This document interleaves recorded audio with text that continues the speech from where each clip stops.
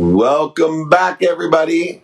Good morning, good morning, good evening, good afternoon, wherever we are across the world as we're rocking and rolling here.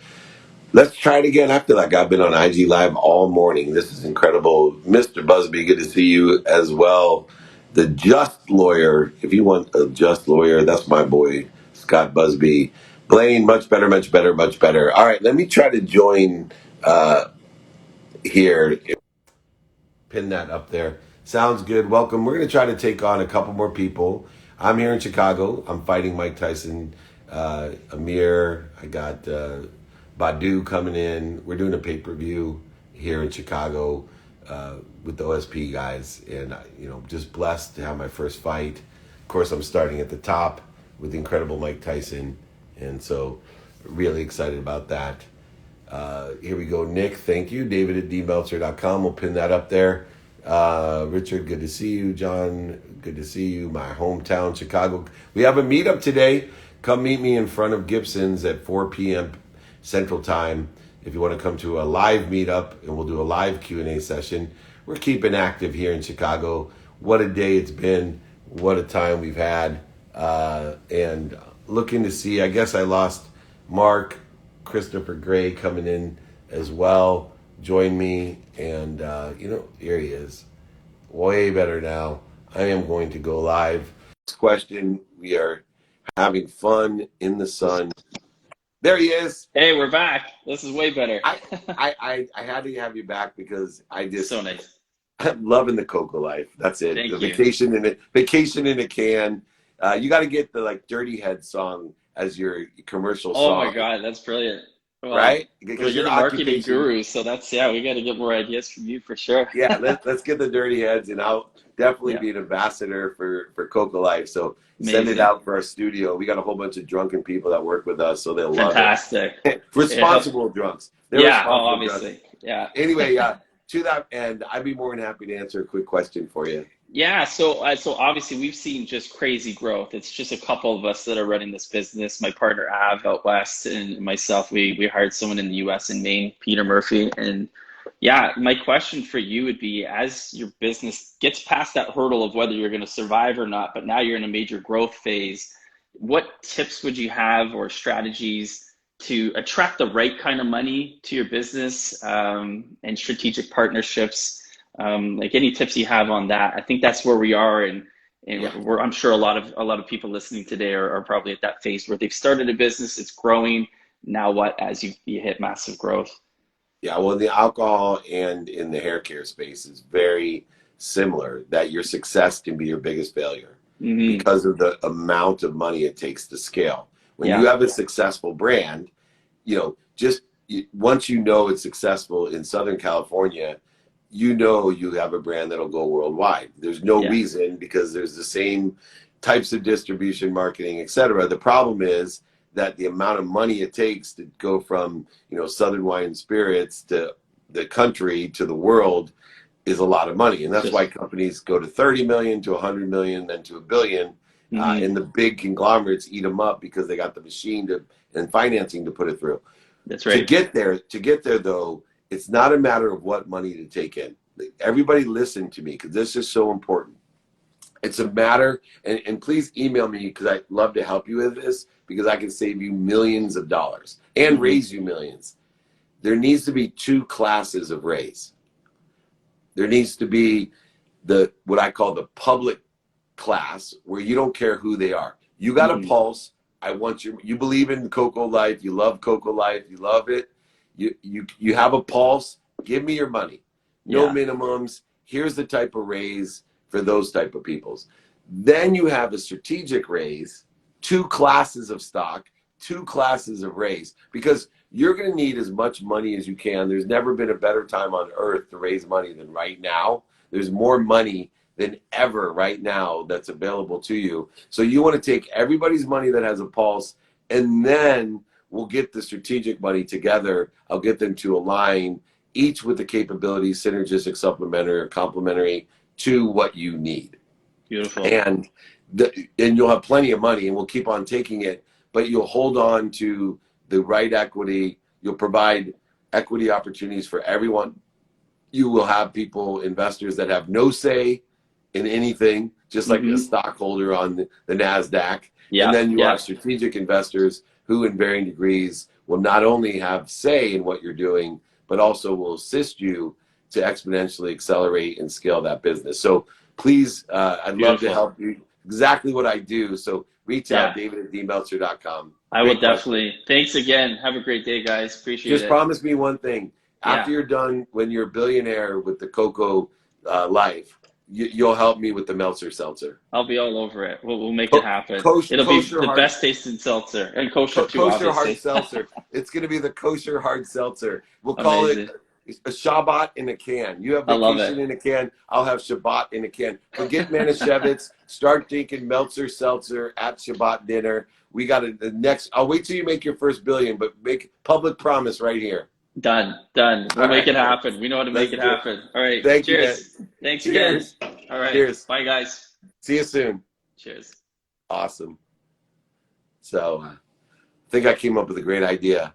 The Shabbat seltzer, Meltzer seltzer, the kosher hard seltzer. F. Manischewitz, join me in the Meltzer seltzer crusade. It's like wandering the desert with Moses for 40 years. Meltzer seltzers. You'll get so drunk you won't know how to get home from Shabbos. Oh my goodness, my brother the rabbi is going to be pissed at this one. Anyway, all right, let's go on. How's my kosher friend doing over there? Is he laughing at this? He like Jake's going to be the CEO of the company, so I hope he likes it. That's actually genius. All right, let's do it. Hey, what's going on, Hey, Chris? hey man, how are you? I have never been better. How about you? I'm doing good. Just moved to DC like 3 weeks ago, so settling in. So, Nice. but I I've lived been in good. DC. I went to Georgetown for a semester. I Oh, love dope, DC. dope, dope. It's a Yeah, great place to learn and to grow and great energy. You're the founder and CEO of Sholi, mysholi.com. Go where there is no path. That it's might well Shali, be Shali. your new book. That's exactly what I've been talking about. Yeah, Is that yeah, too many people are going where everybody else is gone. They're listening to everybody else, looking at what's missing, what they don't have, and wondering why they end up where everybody else is or exactly where they started. Tell me about what inspired you to create this book, Go Where There Is No Path in the Empty Mile. Oop, is that mine, Jake? Hello? Hello? I'm good. Man, this 5G, is it a myth? Because so many people have bad connection issues. And anyway, there we go. Let me take a question online here. He'll come back because I know we'll be back. What is your most rewarding moment as a parent? Oh my goodness. What is my most rewarding moment as a parent?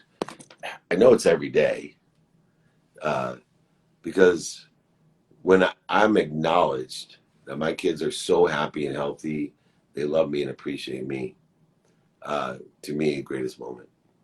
To see the happiness and the health and the appreciation and love in my children is the greatest for me. Here we go, Chris. We'll get you back. But thank you for that question. Go where there is no path, there is no extra mile. There's only the empty mile when you go where there is yeah, no path. Welcome to the Empty Mile, Chris. We were talking about your book, and it yeah. just released a few days ago on August 3rd. And it's about, where you've gone and how you've gone about it. I talk about the empty mile. That's what your book is about, an empty mile where nobody else has gone. Right. Yeah, yeah, and I was just yeah. So when I started my company, Scholly. Actually, I launched it on Shark Tank when I was actually a college student, and did end up getting a deal, with Damon and Lori. But before that, even getting into college, was difficult. I was the first in my family to go to college, even though I had good grades and all these different things. I didn't really have a lot of guidance, so I had to really find that on my own. I didn't mean getting into college was, definitely a thing, but also paying for college, and it was right at the height of the recession. So I think, really the book kind of goes over like the different stages of different stages of life, and particularly my life, and show the lessons learned. And it really talks about how you going within a path that it relates to going to college, paying for college, those experiences, coming out, being an entrepreneur, starting a company, getting on Shark Tank, scaling a company, growing a company, and how you can take these unconventional and you can achieve these things in very unconventional ways when you come from an untraditional background, in an underserved community. You have barriers, whether financial barriers, race barriers, or whatever those things are, and how you can still achieve what you want to achieve, despite there not being a path in front of you, an easy or just immediate path in front of you. Yeah, and one of the things, and I grew up with nothing myself, Yeah. grew up with no financial capability, a single mom, 6 kids, packed Right. my Yeah. dinner in a paper bag. One of the interesting things I wanted to ask you about is, this concept of it's not what you know, it's who you know. Hmm. But I always say then if that's true, which I'm not saying it is, Right. then why don't you go know people, right? Like the access to people, regardless of where you are, is just a matter of asking for help. And I think sometimes we're our own worst enemies when we don't have a lot, that we just feel separate, inferior, and we're afraid to ask for help. When on the other side, there's so many people that want to help us because we have a lot of heart, we have a lot of soul, we have a lot of grit, and they want to help you, but you're not availing or opening yourself up to that help. How do you feel about the concept of it's not what you know, it's who you know? So, that's actually one of the chapters in the book I talk about, networking. So, to me, what you don't have in financial capital, you make for it in social capital. I feel social capital is everything. Literally, my first investor was a guy who worked at a venture capital firm, who I worked for 3 years, right, at the firm, and he wrote me and when I started starting Scholar, he wrote me a check within a 10-minute conversation. Josh Koppelman. And honestly, like mentorship, so that was really it. I didn't have that past, so I found people who can guide me. That was really key. Mentors who because I didn't have family who went to college, so I found people that went to college, that graduated, right? I actually went as far when I was actually applying to college. I used to use Facebook and reached out to students who graduated, different schools, Harvard, et cetera. And they were so open to helping me. They were like, this is really dope. He's a young guy. He's really trying. They got on the phone with me. They reviewed my application. These are people I didn't never met in person, right? I just used the internet, and it really hit them up. And some of them are still my friends today. And so that was really important. So social capital is just really key. And I think that has carried, throughout my business. I mean, a lot of the business deals I do now, whether it's contracts, investors, or different deals we do with scholars. All these are all coming from relationships that I've built over years, right? 5+ years. So so I think that social capital has carried over who you know. And I also think, depending on your environment, sometimes some people are stuck physically in environments where they don't know, where they just can't directly access people. But I think the digital world, social media, has really kind of removed those barriers where you can connect with people through LinkedIn, through social media, and things like that, and create these conversations, these connections, and get as much help or mentoring guidance, even virtually, as you can before, to make those connections, even though you physically cannot be in those spaces. And that was really key to me, and it really helped me get through different phases of my life. One of the other things of transcending those physical barriers that you Right. speak about in your book, and I encourage everyone to read your book because of this barrier breaker, when you talk about, going where there is no path. Right. Part of the capability of going where there is no path, to break these barriers, these physical barriers, is simply mindset. And Yep. you are the master of entrepreneurial mindset. You are the master of creating a new path via the mind. How important is mindset, and what did you use to create a mindset that transcended the physical barriers that you were born into? So, actually, like books. So I was really much so. Actually, my first job in ninth grade, that was through a youth program. It was at a place called Avondale Library. So I worked there, and so I was surrounded by books, right? And for me, like what I didn't see, I read about. I used to read Black Enterprise a lot. I used to read different books about the stock market, finance. And mind you, I'm in Birmingham, Alabama. These concepts are foreign to many people growing up around me. It's just not even culturally relevant to the people in the day to day. So I used to just read. I stay till this day. Like I have my Kindle. It's literally full of different books. Whether it's not just memoirs, but like books. One of my actually the most formative books of my teenage life in high school was actually the Seven Habits of Highly Effective Teens, not people, but teens, right? So and then I read Seven Habits of Highly Effective People. So I was able to develop a mindset in those books. That literature really took me into the world and really showed me what was possible. And then reading things like Black Enterprise and Forbes and other things showed me that, okay, there are people that look like me who are achieving these things. I can see that and I can do that too. Physically, it may not match up like today in my physical environment, but I know it's possible. And that gave me the mindset to know. But books, when you think about money, right? When I think about networking, when I think about social capital, like really understanding those concepts and developing the right habits to get out of there, to get out of those environments in terms of value education, value hard work, and surrounding myself with like-minded good people was something that was just really formative for me. But I would say books really played a huge role in my life in terms of like that intellectual escape. But I think even to this day, like I just read all the time because even though we're overwhelmed with content, it's so many different content that you can constantly evolve so many different ideas. And that's kind of when I wrote the book. That was kind of what I was trying to do. Like I was really focused on really making sure it was good content. I study like Malcolm Gladwell and other books. That's why I didn't put my face on the book. Like it's like, oh, Chris Gray. Like I didn't want someone to get the book. Oh, because I know Chris Gray. I wanted them to get the book because I wanted the concept and the ideas in the book to resonate with them and really be inspiring and also be actionable lessons.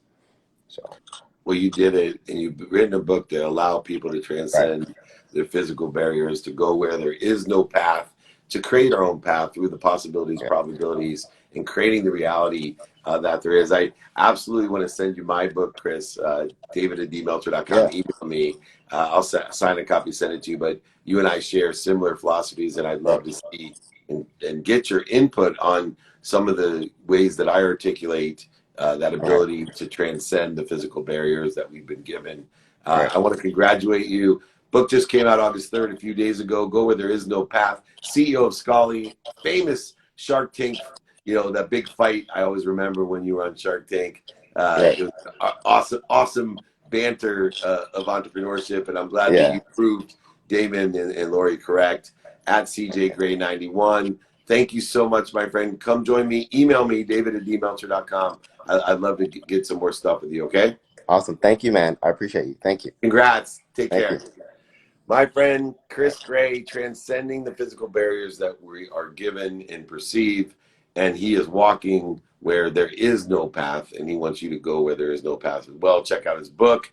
All right, everyone. This is the extra hours edition of Friday Training, taking on some great questions. I will take one more, and we will leave from here, going to meet Chris Gardner from Pursuit of Happiness, Will Smith's movie, the great Chris Gardner. I have a meeting with him right after this, and then I'm going to fight Mike Tyson, as I said, or Amir, or Badou, one of these guys here that I'm speaking with, keynoting with. It's pay-per-view, so check us out. What have you learned from today's show?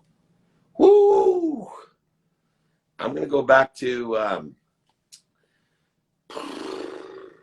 how powerful our mind is, but do not take for granted what other people are dreaming about. I can imagine what Chris was thinking when he was his young self with nothing around him, and me too, parents. And I sat in my new studio and office at SoFi Stadium, the most extraordinary building I've ever been in. The screen costs more than some cities. It's the most incredible stadium I've ever been in. And I'm thinking my office is here looking out over the field with some of the greatest thought leaders coming to visit me in my podcasts and interviews. And I'm thinking to myself, man, I cannot take for granted what other people are dreaming of. Thank you, God, for all that I have. And thank you for putting at least 10 people in front of me I can help, and putting at least 10 people in front of me each day that can help me. And I want you to have those same prayers. All right, everyone, that'll do it. Check for me at the Cubs game. I'll be right in front. David at dmeltzer.com. Get all the templates. Friday's trainings on prioritization. 2-minute drill. Office hours. David at dmeltzer.com. Pin below is my text number. Get my book, ebook, audiobook. I will sign a copy, send it to you, and pay for shipping, even if you're not Chris Gray. beautifully groovy Lori Burns. Thank you, Jonathan Busby, for doing Mrs. Elizabeth. Thank you. Thank you, thank you, thank you. Remember, most importantly, everyone, be kind to your future self and do good deeds.